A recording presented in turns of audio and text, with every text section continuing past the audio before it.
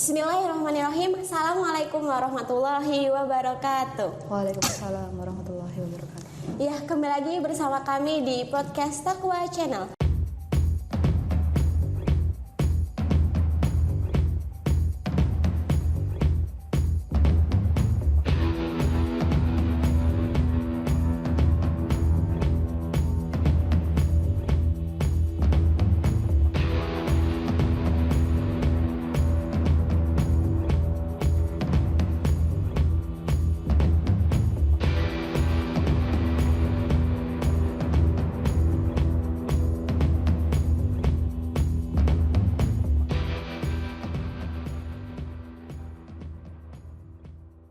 Pada kesempatan kali ini kita akan membahas hal yang sangat penting banget nih, berkaitan dengan peran perempuan dalam pendidikan. Pasti bahasannya seru banget ya ya?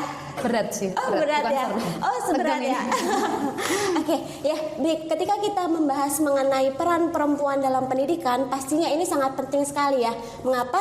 Karena pada nantinya perempuan akan menjadi generasi penerus bangsa yang akan mendidik anak-anaknya. Sehingga perempuan itu penting untuk belajar, penting untuk bersekolah, karena dengan adanya kita bersekolah nantinya kita akan menjadi generasi penerus, kita akan mampu bersaing, kemudian kita mampu mengembangkan potensi.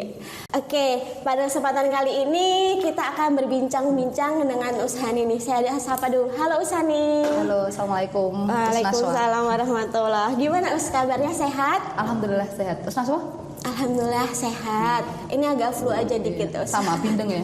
Jadi iya. agak gimana? Semoga sahabat Taqwa juga sehat semua ya, karena melihat kondisi banyak yang sakit ya usia sekarang. Ya kita doakan teman-teman yang di luar sana sedang sakit diberi kesabaran, terus kemudian cepat sehat gitu. Amin ya, semoga sehat semuanya. Ya Us, pada kesempatan kali ini Us kita akan berbincang-bincang mengenai peran perempuan dalam pendidikan. Nah, menurut Ushani sendiri nih, kira-kira berkaitan dengan pendidikan mungkin ya Us yang pertama kali, apa sih pendidikan itu Us sebenarnya, supaya nanti sahabat ulil albab bisa tahu pentingnya pendidikan itu. Kalau ditanya penting nggak sih pendidikan, kalau menurut saya, bagi saya sendiri pendidikan itu sangat penting gitu ya. Karena pendidikan itu membentuk pola pikir gitu ya, sikap dan cara orang tuh menyelesaikan suatu masalah, itu semuanya dari pendidikan. Jadi kalau saya bilang pendidikan itu kegiatan terus menerus dan tidak ada hentinya, dari mulai kita dilahirkan sampai nanti kita meninggal itu proses belajar. Makanya kalau anak kecil baru dilahirkan itu kan belajar berbicara, kemudian merangkak, terus kemudian berjalan, itu kan proses belajar itu. Makanya saya katakan pendidikan itu sangat penting dan sangat dekat dengan kita gitu.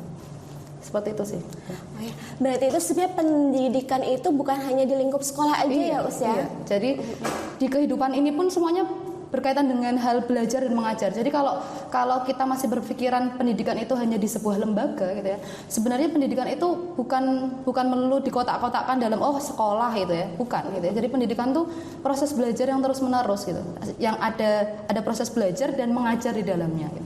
Mau dimanapun dan kapanpun, seluruh belahan bumi ini tuh tempat belajar kita, tempat sekolah kita. Jadi pendidikan itu sangat dekat dengan kita.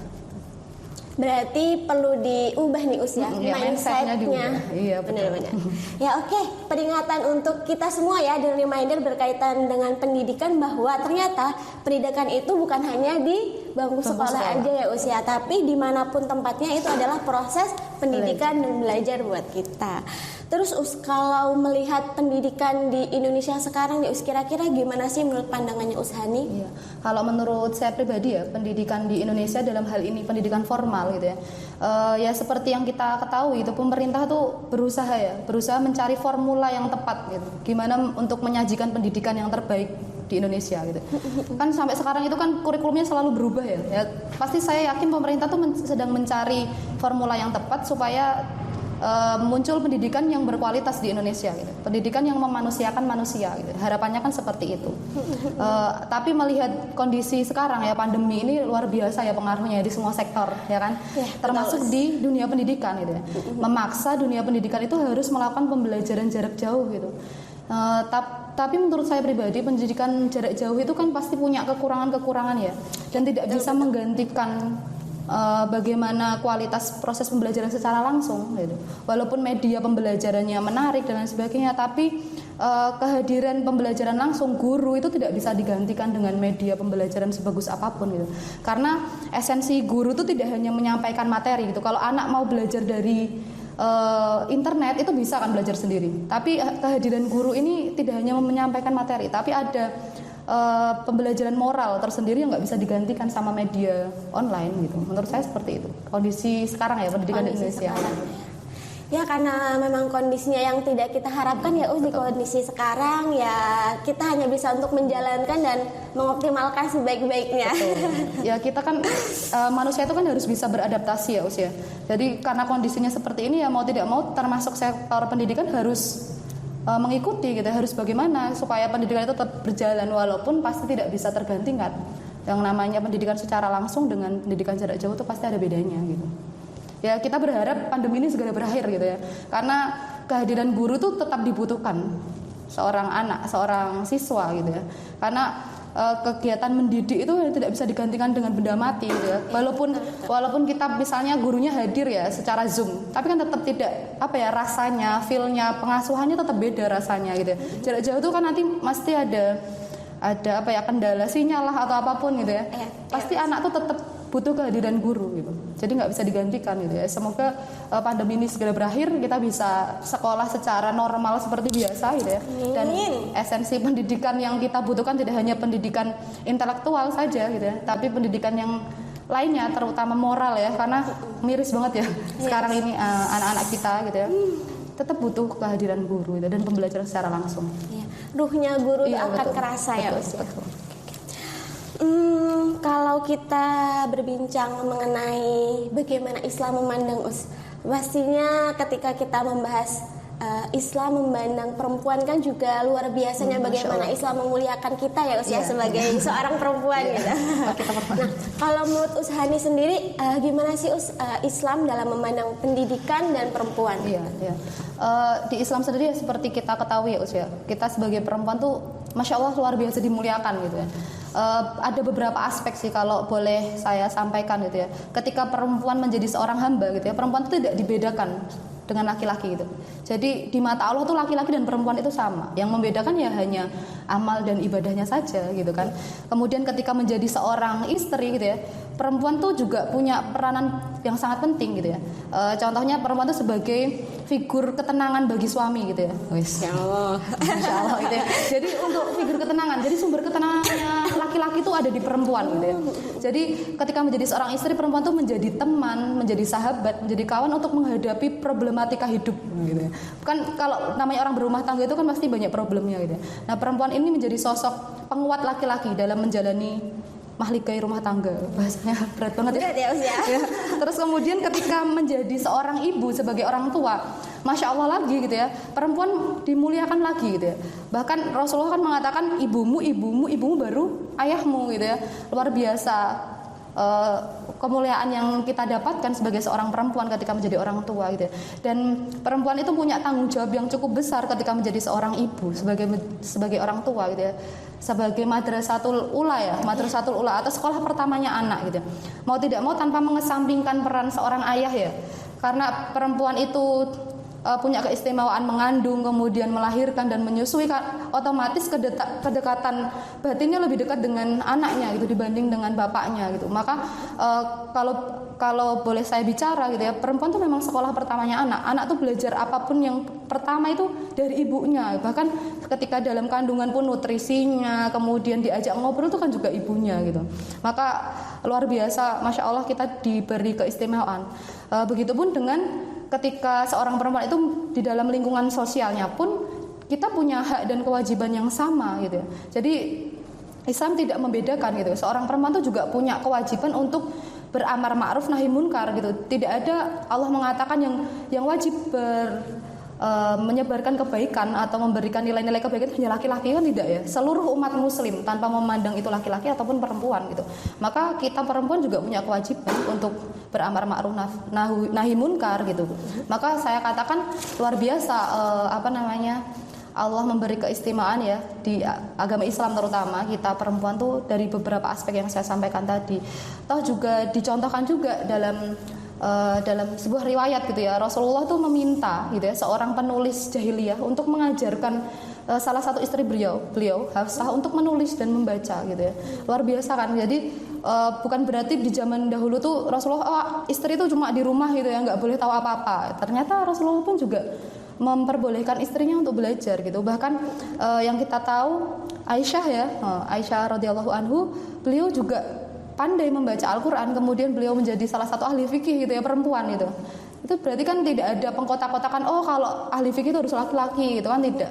Jadi sampai di zaman Rasulullah pun tidak ada batasan ya perempuan untuk belajar gitu. Nah jadi nggak ada alasan lagi lah kalau perempuan itu nggak boleh belajar, nggak boleh sama kayak laki-laki. Bahkan di Islam pun tidak melarang selama seorang perempuan itu tidak melupakan kodratnya sebagai seorang perempuan, sebagai seorang ibu, sebagai seorang istri gitu. Jadi dia bisa membagi perannya. Kapan harus menuntut ilmu dan kapan harus bertanggung jawab terhadap keluarganya gitu. Ini ya, saya tetap tidak lupa dengan fitrahnya sebagai ibu, sebagai istri, sebagai orang tua gitu Usia. Baik. Mungkin ini ya Usia, apa namanya yang perlu dikasih tips nih ke sahabat ulil albab gitu, berkaitan dengan gimana sih biar para perempuan itu semangat belajar gitu, karena melihat kondisi sekarang ya dengan perkembangan zaman otomatis kan akses kita belajar, akses kita menuntut ilmu kan lebih mudah ya Us. Nah kira-kira gimana sih tips buat kita nih para perempuan, mungkin sahabat ulil albab yang nonton podcast ini untuk bisa semangat belajarnya gitu Us? Sebetulnya belajar itu kembali lagi ya tadi yang saya sampaikan gitu. Belajar itu tidak harus di dalam bangku sekolah gitu ya. Belajar itu di mana saja, apalagi dengan kemudahan teknologi sekarang gitu ya. Tidak ada alasan lagi untuk kita belajar. Kita bisa belajar dari mana saja ya. Tapi yang perlu saya garis bawahi, harus mencari sumber-sumber yang dapat dipertanggungjawabkan gitu. Jadi jangan asal menerima sebuah ilmu tuh mentah-mentah gitu. Tetap kita butuh diskusi dengan orang yang lebih tahu gitu ya. Jadi kalau kita baca sumber-sumber gitu, kemudian kita banyak diskusi dengan orang-orang yang berpengalaman juga gitu, itu salah satu cara untuk menambah wawasan kita gitu. Kalau memang kita diberi kesempatan untuk sekolah gitu ya, itu jauh lebih baik gitu ya. Kita melanjutkan sekolah lebih tinggi gitu ya, itu toh sekarang juga sah-sah saja seorang perempuan tuh berpendidikan tinggi gitu. Jadi sudah nggak ada larangan lagi ya, perempuan tuh harus di rumah masak, ngurusin anak, nggak boleh ngapa-ngapain kan gitu ya. Alhamdulillah kita hidup di era yang luar biasa, semuanya mudah gitu. Perempuan tuh boleh bekerja, perempuan mau memilih di rumah juga nggak apa-apa gitu ya. Perempuan bekerja di luar tapi tetap melaksanakan tugasnya sebagai seorang istri juga memang harus kewajiban gitu kan. Itu kembali lagi ke kita personal gitu, mau atau tidak gitu ya, mau mengembangkan diri kita atau tidak, seperti itu kalau menurut saya. Mau belajar atau tidak, itu pilihan ya. Jadi kalau dikatakan aku udah nggak punya biaya nih buat sekolah, tenang, kita tuh bisa belajar apapun gitu ya. Saya aktivitasnya sebagai guru gitu ya, tapi saya punya kecenderungan baca-baca buku tentang psikologi, toh itu juga tidak ada larangan gitu ya, untuk menambah wawasan kita gitu. Dan dari segala macam sumber kita bisa lakukan, cari ya kan. Kemudian diskusi sama Usnaswa ya kan, yang lebih paham tentang psikologi, ini juga salah satu cara untuk menambah wawasan kita gitu. Jadi nggak ada alasan buat perempuan tuh, udahlah perempuan tuh nggak usah pinter-pinter, nanti di rumah aja. Nggak bisa ujung-ujungnya di rumah aja gitu ya. Itu udah pemikiran jadul lah ya. Tapi tetap kita harus paham kodrat kita, fitrah kita ya tetap di bawahnya laki-laki ya.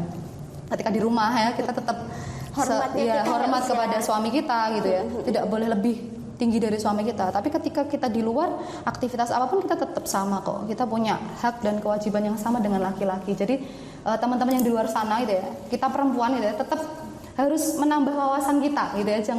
Jangan pernah mau berpuas diri, ya udahlah aku perempuan nanti paling juga hanya jadi seorang ibu. Jangan kata-kata hanya menjadi ibu, itu tugas menjadi ibu itu luar biasa loh ya. Perannya luar biasa ya, bener kan?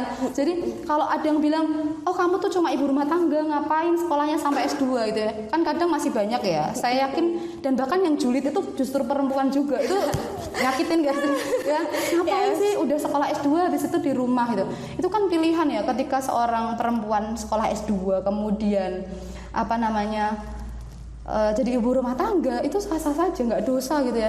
Justru jadi ibu rumah tangga itu berat ya kan, 24 jam pekerjaan yang luar biasa ya. Selain mendidik ya terutama itu kan, justru Karena kalau seorang ibu itu pintar gitu ya, seorang ibu itu berpendidikan, anaknya juga akan berkualitas juga gitu ya. Karena tadi kembali lagi, seorang ibu tuh sekolah pertamanya anak gitu. Ya sebelum keluar ya anak tuh belajarnya dari ibu dulu, dari kita gitu. Ini yang mencetak generasi emas ya, Betul, Us, ya? betul gitu. Ada di tangan perempuan gitu. Betul. Ya.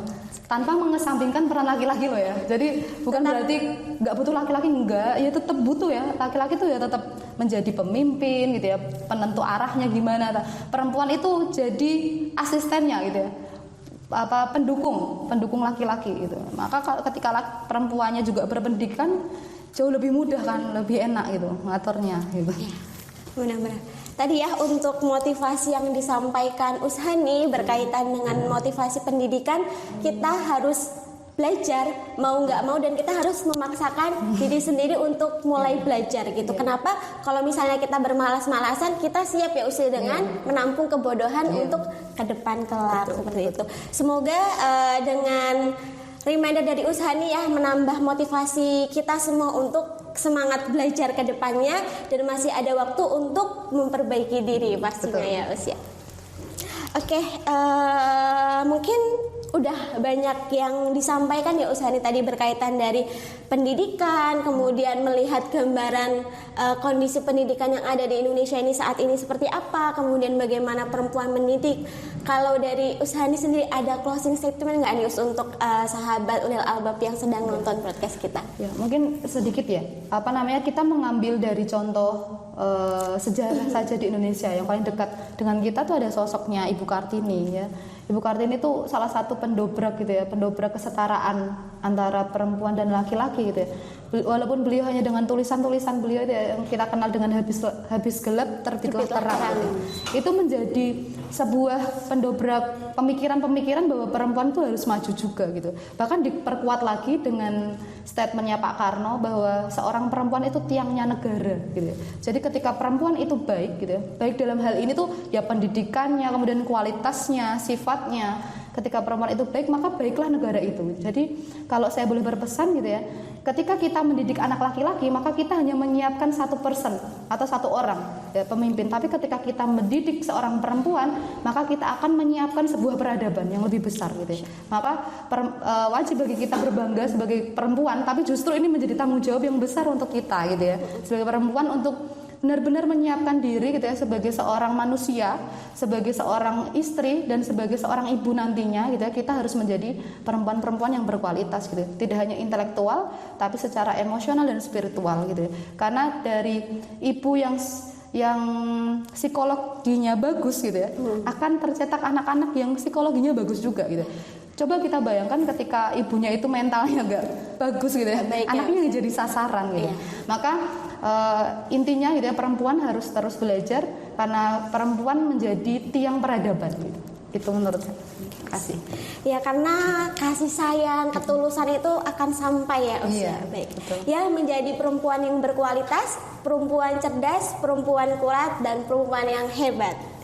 Ya baik, terima kasih kepada seluruh sahabat Ulil Albab yang sudah menonton podcast kita ya Us. Semoga ada kebaikan yang bisa diambil dan semoga juga ada motivasi yang harapannya nanti bisa membuat kita untuk terus semangat belajar. Karena peran perempuan itu sangat penting untuk kedepannya, bukan hanya untuk diri kita, tapi untuk generasi kelak yang akan kita cetak. Baik, terima kasih dari kami. Saya undur diri. Wassalamualaikum warahmatullahi wabarakatuh. Waalaikumsalam warahmatullahi wabarakatuh.